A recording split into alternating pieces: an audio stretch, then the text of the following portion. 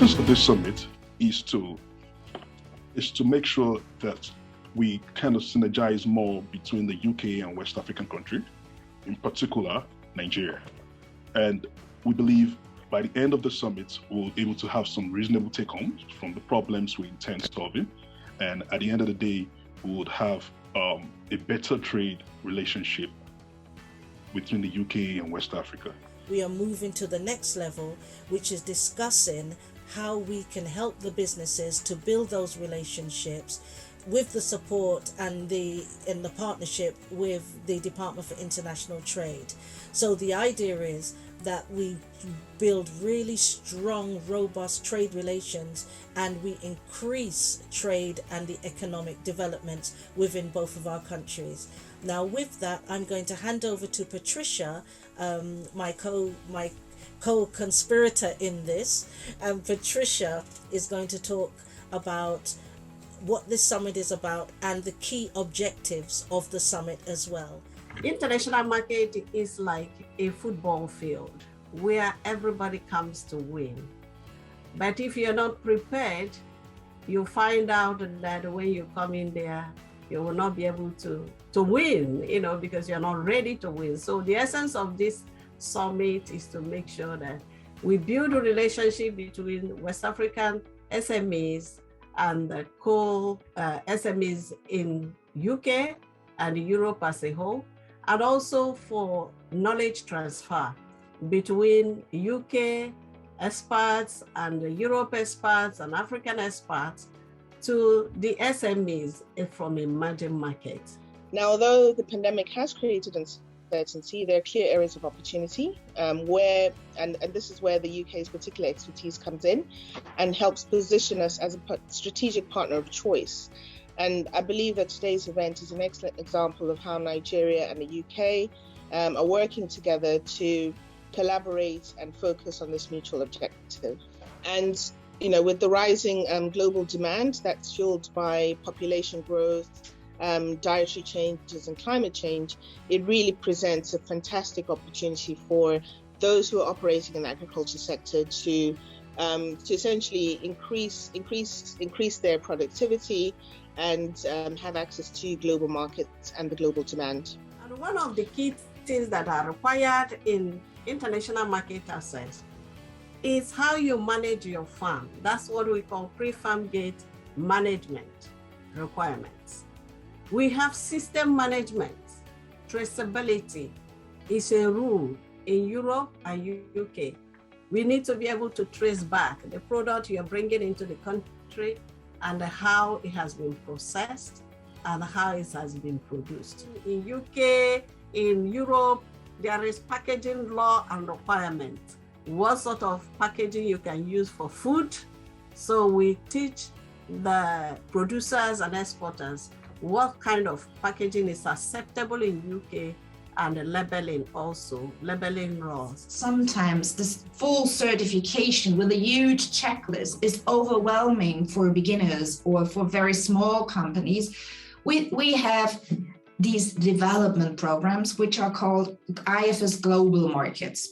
And these global markets development programs, we have for food, logistics, HPC, household and personal care, and the packaging material, where most of the companies do start with.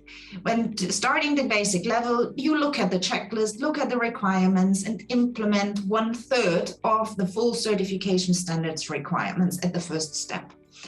And everything is implemented, the assessment is done, and maybe there are needs to correct. And this is what you can do within the next 12 months, work on corrections and work on further requirements to implement. Thanks for sharing IFS offerings and value proposition. Now we'll be moving to our third speaker for the day. Our third speaker is Mr. Lee Klassen. And we have 80 million farmers. So if each of the farmers has to get an assessment, their own certificate, we will never see the end of it. It will be fairly impossible. So by using such a system like this, then at least we can show proof of compliance for the 5,000 or the 2,000 square meters that the grower is cultivating. We have shorter value chains, but of course for documents, not on goods, because the idea is not to have a direct link between the producer and the supermarket. No, we need, of course, always to have the commercial party in between. On documents, however, that will be a lot easier to share. If you use the same platform, it will be easier to share the information and everybody has the same information. Mr. Lee, thank you very much for sharing excellence and best practices so far. Yes, moving on to our next speaker. She's going to be speaking on quality assurance and sustainable development of fruit and vegetable juice production. Her name is Ms. Maria Schlaffer. She's the Marketing Director, International Fruit Juice Association. Why is now the food and vegetable processing so important? Of course, if you do have a nice harvest, beautiful fruits, sometimes it might be a little bit hard to bring all the beautiful fruits to the fresh market in time. And sometimes not all the fruits are that beautiful that you can really sell them on the fresh market. So processing those fruits and vegetables that are not the premium quality when you look at them is definitely an option, because I mean they're still good, but they're just not that good looking. Yeah. So the fruits are highly perishable, and that means you need to do processing as soon as possible. You want to look at your energy use, your water use, your raw material use, your waste reduction, the carbon footprint, the packaging. Yeah. And this is something that people want to know. That's what you need to present when you deal with the sales managers or with the purchase managers of the companies you want to trade with.